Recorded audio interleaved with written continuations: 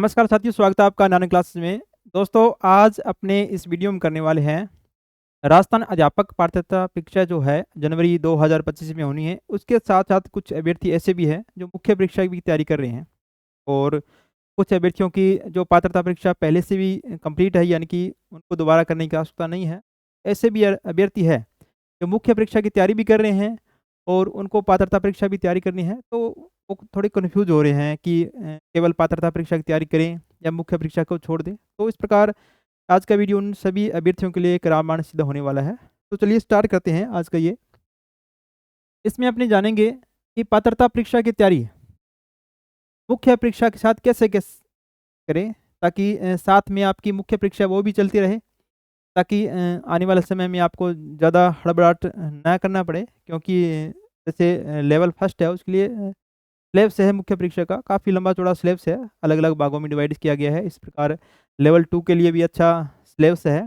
तो मुख्य परीक्षा के साथ साथ ही आप पात्रता परीक्षा की तैयारी करें जिन अभ्यर्थियों की ये पास नहीं है, और जिन अभ्यर्थियों की पास है पहले से कर चुके हैं। क्योंकि 2022 जब एग्ज़ाम हुआ था उनमें अगर उस एग्ज़ाम में अध्यापक पात्रता परीक्षा जो है पास है तो वो आजीवन है, उनको दोबारा करने की आवश्यकता नहीं है। परंतु कुछ अभ्यर्थी ऐसे भी हैं जिनकी पात्रता परीक्षा कंप्लीट नहीं हुई थी, किसी वजह से वो रह गए थे, तो वो दोबारा देंगे और उसके बाद जो मेंस होगी वो उसमें बैठ सकेंगे। देखिएगा, आज का अपना टॉपिक यही रहेगा, मुख्य परीक्षा के साथ साथ ही इस प्रकार करें ताकि जो क्राइटेरिया रखा गया है, क्योंकि ये परीक्षा जो है माध्यमिक शिक्षा बोर्ड द्वारा पात्रता परीक्षा की जाती है और मुख्य परीक्षा राजस्थान कर्मचारी चयन द्वारा की जाती है। तो इसमें क्राइटेरिया भी रखा गया है कि इतने नंबर लाने आपको आवश्यकता है तो आपको पात्र घोषित कर दिया जाएगा राजस्थान पात्रता परीक्षा के अंदर, अन्यथा आपको बाहर होना पड़ेगा।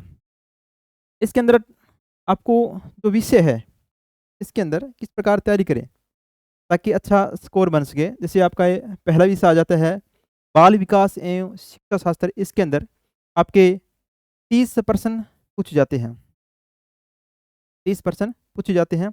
और इसके अंदर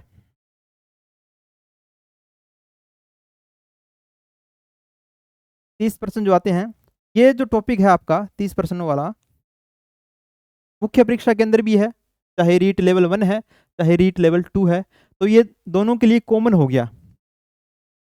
तो आप एक दो टॉपिक शायद इधर उधर हैं, ज़्यादा टॉपिक नहीं है, क्योंकि मुख्य परीक्षा और पात्रता परीक्षा के लिए तो उनमें थोड़ा आप एडजस्टमेंट कर सकते हो। तो आप 30% है, मान के चलिए अगर आप अच्छी तैयारी करते हैं 30% में से 25 प्लस आप कर सकते हैं, 25 प्लस मान के चलिए। क्योंकि इसके अंदर जो टॉपिक दे रखे हैं वो मेंस के और पात्रता की सेम है टॉपिक, एक दो इधर उधर होंगे। अब भाषा की बात करें, ये दोनों टॉपिक है मुख्य परीक्षा के अंदर नहीं है। वैसे लेवल 1 के अंदर तो है ये, और लेवल 2 के लिए जो भाषा की परीक्षा देंगे आगे, जो उनका जो सब्जेक्ट है हिंदी या इंग्लिश उर्दू वगैरह है, उसके अंदर ये है। जैसे एसएसटी वालों के लिए और साइंस मैथ के लिए ये नहीं है। भाषा के लिए देखिएगा, भाषा को चुनना, किस प्रकार चुने भाषा ताकि एक अच्छा स्कोर हो। प्रथम भाषा है जो मान लीजिए आपने हिंदी ले ली, जी, ये 30 नंबरों की आएगी। या जो आपको जिस भाषा में आप कंफर्टेबल है, मान लीजिए आप इंग्लिश में कंफर्टेबल है तो इंग्लिश चुन सकते हैं, उर्दू है, संस्कृत है, हिंदी भाषा है, पंजाबी है, जो भी आप जिसमें कंफर्टेबल है, जिस भाषा की आपको अच्छी तरह से जानकारी है, उस भाषा को ही चुनना आपको अति आवश्यक है। भाषा सेकंड आपको चुननी है। भाषा सेकंड भी आप जैसे पहली हिंदी चुन ली ही, तो सेकंड आप इंग्लिश चुन सकते हैं, इंग्लिश। या फिर आप पंजाबी में कंफर्टेबल है तो पंजाबी भाषा ले सकते हैं, पंजाबी है, ये भाषा चुन सकते हैं, भाषा है।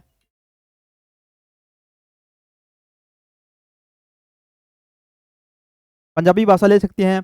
इसके अलावा उर्दू है, संस्कृत है, सिंधी है, उनमें से आप ले सकते हैं। कहने का मतलब ये हो गया, दो भाषाओं का चुनाव आपको करना है, दो भाषाओं का चुनाव करना है जिस भाषा में आप अच्छी तरह से कंफर्टेबल है। हिंदी है, संस्कृत है, जो भी भाषा चुनने चाहे अच्छी तरह से चुन सकते हैं ताकि आप अच्छा स्कोर प्राप्त कर सकें।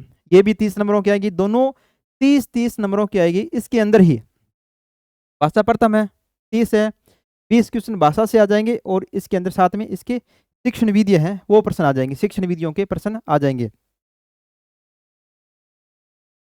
20 प्लस 10 मान के चलिए कि इसके अंदर 20 प्लस 10 हो गए, 20 भाषा के और 10 इनके शिक्षण विधियों के आ गए। अगर आपकी अच्छी तरह से इनकी तैयारी है तो आप इनमें से मान के चलिए 22 से 23 नंबर कंप्लीट कर सकते हो दोनों के अंदर। 22 से 23 नंबर अच्छा स्कोर बन सकता है आपका। एग्जैक्ट अगर मान के चले, एग्जैक्ट मान के चले, मान लीजिए कि 23 नंबर आपके आ रहे हैं, यानी कि टोटल कितने आ गए? 40 नंबर आ गए। 25 प्लस 40, 25 नंबर आगे शिक्षा शास्त्र में प्राप्त कर लेते हो, बाल विकास जो है आपका, और 40 नंबर यहाँ से आगे, तो इन तीनों को मिलाकर आपके कितने नंबर बन जाएंगे? देखो तीनों को अगर मिलाने की मिलाएं अपने, 25 प्लस ये हो गए और 40 ये हो गए, 71 नंबर। 71 नंबर आप इन तीनों में से प्राप्त कर सकते हो। तभी कर पाओगे तब, क्योंकि ये फर्स्ट और सेकंड में मुख्य परीक्षा और पात्रता में सेम है। इनकी आपकी लगातार जो जनवरी में परीक्षा होनी है, एक एक घंटा देना शुरू कर दीजिए। अब से एक एक घंटा अगर दोगे आराम से आप अच्छा स्कोर कर सकते हो। ज़्यादा हड़बड़ाहट करने की आवश्यकता नहीं है। एक एक घंटा दे दीजिए, इसको 1 घंटा पढ़ दीजिए, इसको 1 घंटा, तो आप साइकोलॉजी के माने तो लगभग 1.5 घंटा पढ़ सकते हैं। 1.5 घंटा दे दीजिए, क्योंकि साथ साथ में मुख्य परीक्षा के साथ में चल रही है और साथ साथ में पात्रता के लिए भी आपकी हो जाएगी। अगर नेक्स्ट अपन बात करें लेवल फर्स्ट के लिए, लेवल जो फर्स्ट है इसके अंदर गणित है, ये आते हैं,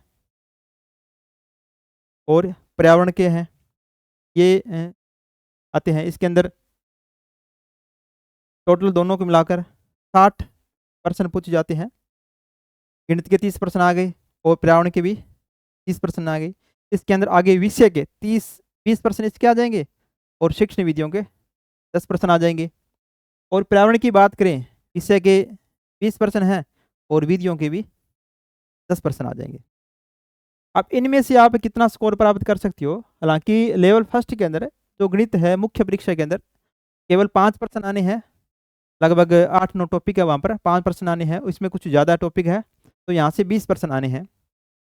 तो प्रश्न जो आते हैं ज़्यादा वो नहीं आते कि ज़्यादा हार्ड है, वो नहीं आते। अब शिक्षण विधियाँ है जो अच्छी तरह से कर सकते हो। ये मान के चलिए कि आप अगर 20 और 30 में से 20 प्रश्न अगर मान के चले, 20 आप आसानी से प्राप्त कर सकते हो, ये ज़्यादा बड़ी बात नहीं है।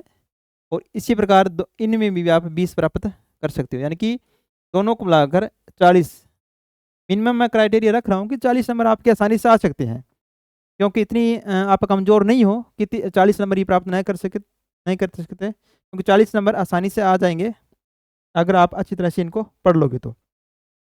क्योंकि ये दोनों टॉपिक है जो मुख्य परीक्षा के से काफ़ी भिन्न है, क्योंकि पर्यावरण तो काफ़ी मुख्य परीक्षा के अंदर थोड़ी बहुत है, गणित भी है थोड़ी बहुत, परंतु यहाँ पर थोड़ा ज़्यादा क्राइटेरिया रखा गया है इनका। तो 40 नंबर आप आसानी से कर सकते हो। 40 अगर आपने यहाँ से प्राप्त कर लिया तो 71 नंबर पहले से प्राप्त कर लिया आपने, 71 नंबर, तो यहाँ से आपके ये कितने हो जाएंगे? 7 और 4 11, 111 नंबर बन रहा है। तो 111 नंबर स्कोर काफ़ी स्कोर हो जाएगा आपका, यानी कि आप पात्रता परीक्षा के लिए एलिजिबल हो जाओगे। जो क्राइटेरिया है रखा गया है माध्यमिक शिक्षा बोर्ड के द्वारा, वो इस क्राइटेरिया को पार कर लोगे तो आप इसके लिए पात्र हो जाओगे। ये तो हो गया लेवल फर्स्ट के लिए। अब अपन बात करते हैं लेवल सेकंड के लिए कैसे कर सकते हैं। इनको पढ़ना है, लगभग आप 1 घंटा मैथ को दे दीजिए, पर्यावरण को 1 घंटा दे दीजिए, तो आपका अच्छा स्कोर जनवरी से 2-2.5 महीने हैं आपके पास, उनमें से 1-1 घंटा दोगे तो अच्छा स्कोर आपका बन जाएगा। साथ साथ में मुख्य परीक्षा की भी पढ़ते रहिए, क्योंकि परीक्षा की जब बात आती है तो आपको दिन रात मेहनत करनी आवश्यकता होती है, क्योंकि आप मुख्य परीक्षा को साथ में लेकर चल रहे हैं तो ये डबल हो जाएगा। तो डबल थोड़ी मेहनत करनी पड़ेगी आपको, क्योंकि अगर केवल पात्रता परीक्षा पर टाइम दे दिया तो मुख्य परीक्षा के अभी तक जो टॉपिक आपने पढ़े हैं बड़ी बड़ी कोचिंगों से कोचिंग भी की है अपने, तो थोड़ा वो भूल जाओगे उनको। तो इससे यही है कि आप साथ साथ में पात्रता परीक्षा की भी तैयारी करें और साथ में मुख्य परीक्षा को भी लेकर चले, एक रणनीति तय करना होगा आपको। नेक्स्ट अपन बात करते हैं जो सेकंड लेवल है। सेकंड लेवल के लिए क्या रहेगा, सेकंड लेवल के लिए यहाँ पर देखिएगा केवल पात्रता परीक्षा के लिए, सभी के लिए जो आगे चल के मुख्य परीक्षा में चाहे वो एसएसटी से दे, हिंदी से दे स्पेशल पेपर, इंग्लिश से, उर्दू से, संस्कृत, पंजाबी, सिंधी से कोई भी दे, परंतु यहाँ पर उन सभी के लिए एसएसटी ही आएगा। ठीक है, तो एसएसटी से टोटल पर्सन आएंगे आपके 60% आएंगे, और विषय से 50 है, और 10 आ गए आपके शिक्षण विद्या से। इस प्रकार ही साइंस मैथ के लिए, क्योंकि साइंस मैथ के लिए भी 60% आएंगे, वही रहेगा 50 प्लस 10 सेक्शन विधियों से आ जाएंगे, और 50 प्लस आपके सब्जेक्ट से आ जाएंगे, 25 यानी कि मैथ और गणित के आ जाएंगे। यहाँ से जो आपका सामाजिक विज्ञान का चैप्टर है टोटल, वहाँ से 50% आ जाएंगे, क्योंकि सामाजिक विज्ञान के लिए स्पेशल सामाजिक विज्ञान जिनके पास है वो आगे मुख्य परीक्षा देंगे, उनके लिए तो ये थोड़ा आसान रहेगा। परंतु कुछ अभ्यर्थी ऐसे भी हैं जो आगे चलकर एक सब्जेक्ट को चुनेंगे, जैसे हिंदी को चुन लिया, भाषा को, जितनी भी भाषा उनको चुनेंगे, जैसे हिंदी है, संस्कृत, पंजाबी, उनको चुनेंगे, थोड़ा उनके लिए आगे चल के उनके लिए थोड़ा ये कंफर्टेबल नहीं हो रहा है, क्योंकि वो भाषा को चुनने वाले हैं, तो उनको थोड़ा सा अलग से ज़्यादा टाइम व्यतीत करना पड़ेगा, क्योंकि परीक्षा को पास करने के लिए 2022 में एसएसटी के पेपर जो आए थे, जितने भी काफ़ी हार्ड पेपर आए थे पात्रता परीक्षा के अंदर, तो इसी वजह से लेवल 2 वाले अभ्यर्थी रह गए थे।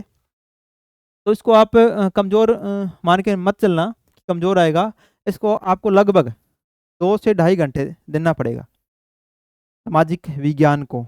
2022 वाले पात्रता परीक्षा वाले पेपर को देखते हुए 2-2.5 घंटे दोगे तो आपका आसानी से 60 है, वही अपन मान के चलें कि 40 नंबर मिनिमम आपके आ रहे हैं, तो आसानी से आप कर पाओगे। इसी प्रकार गणित विज्ञान के मान के चले, वही आप 2-2.5 घंटे दे सकते हैं, क्योंकि गणित विज्ञान के लिए थोड़ा आसान भी है। तो गणित विज्ञान पात्रता परीक्षा के अंदर है, वो ही सेम ही वो मुख्य परीक्षा के अंदर है, 1-2 टॉपिक को छोड़कर ज़्यादा कुछ इसमें बदलाव नहीं है, तो वो ही आसानी से 40% कर सकते हैं। 40% ये हो गए, और वहाँ से बाल शिक्षा शास्त्र जो है, शैक्षिक मनोविज्ञान है, और दोनों भाषाओं की मिलाकर वो 71 नंबर मैंने बताया थी, 71 नंबर आपके आ सकते हैं, तो ये 40 ये हो गए, टोटल 111। तो आसानी से आपका ये क्राइटेरिया है बोर्ड के द्वारा रखा गया, वो आसानी से पार कर जाओगे।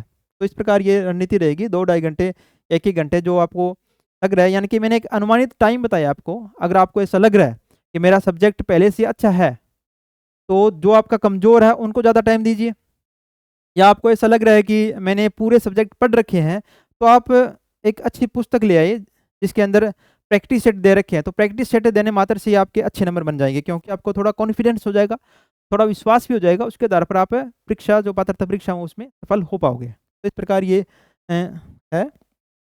अब अपन देखते हैं कि इसके अंदर क्राइटेरिया क्या है, वो भी आवश्यक है कि क्राइटेरिया बोर्ड के द्वारा क्या क्या रखा गया है। यहाँ से सामान्य जो अनारक्षित है उसके लिए, जैसे नॉन टीसीपी के लिए 60% लानी जरूरी है, तो टीसीपी के लिए भी 60% है। 60% का मतलब ये हो गया 90 नंबर लाने जरूरी है। और अनुसूचित जाति है, जनजाति है, जो एसटी वर्ग है, उनके लिए 55% है, और टीएसपी के लिए 36% है।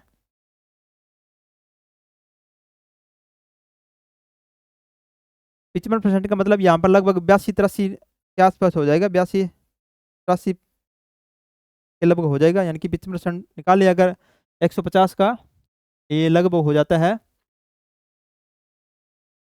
15-5 75, 5 7 हो जाएगा, 15-5 75, 7 82 हो गए, यानी कि 82.5 मान के चलिए। 83 क्वेश्चन आपके सही होने चाहिए, तो आप इस क्राइटेरिया को पार कर जाओगे। और टीएसपी के लिए 36% ही रखा गया है। इसके अलावा जो अनुसूचित जाति है, एससी है, अन्य पिछड़ा वर्ग ओबीसी है, एमबीसी है, आर्थिक रूप से कमजोर जो ईडब्ल्यूएस है, उनके लिए जो रखा गया है 55% है, वही है। 82 से 83 नंबर आप ला सकते हैं, तो आप इस क्राइटेरिया को पार कर जाओगे। इसके अलावा समस्त जो श्रेणी की विधवा महिलाएं हैं, परित्यक्ता है महिलाएं हैं, भूतपूर्व सैनिक है, उनको 50% रखा गया है कि इतना क्राइटेरिया आपको प्राप्त करना होगा। इसके अलावा जो दिव्यांग है, निःशक्तजन है, उनके लिए 40% है, और शहरी क्षेत्र के लिए 36% है। इस प्रकार ये क्राइटेरिया है, इसको अगर पार कर जाते हैं तो आप पात्रता परीक्षा उसको सफल यानी कि पूरा कर पाओगे और मुख्य परीक्षा के लिए एलिजिबल हो जाओगे। तो आज का वीडियो ये इसके बारे में था। तो किस प्रकार आप तैयारी कर सकते हैं कि साथ-साथ में अगर रीट पात्रता परीक्षा की भी तैयारी कर रहे हैं और मुख्य परीक्षा की भी तैयारी कर रहे हैं, तो साथ-साथ में टाइम को आपको मैनेज करना होगा। एक डेडिकेट होके साथ में तैयारी करनी होगी, एक रणनीति के तहत ही काम करना होगा। क्योंकि पिछले पेपर देखे हैं आपने एसएसटी के वगैरह कुछ थोड़े काफ़ी हार्ड आए थे, तो इसकी वजह से आपको थोड़ा टाइम भी देना होगा इसके अंदर, तो आप कर पाओगे। तो आज के लिए यही वीडियो समाप्त करते हैं। धन्यवाद दोस्तों और कल मिलते हैं एक नई वीडियो के साथ। धन्यवाद।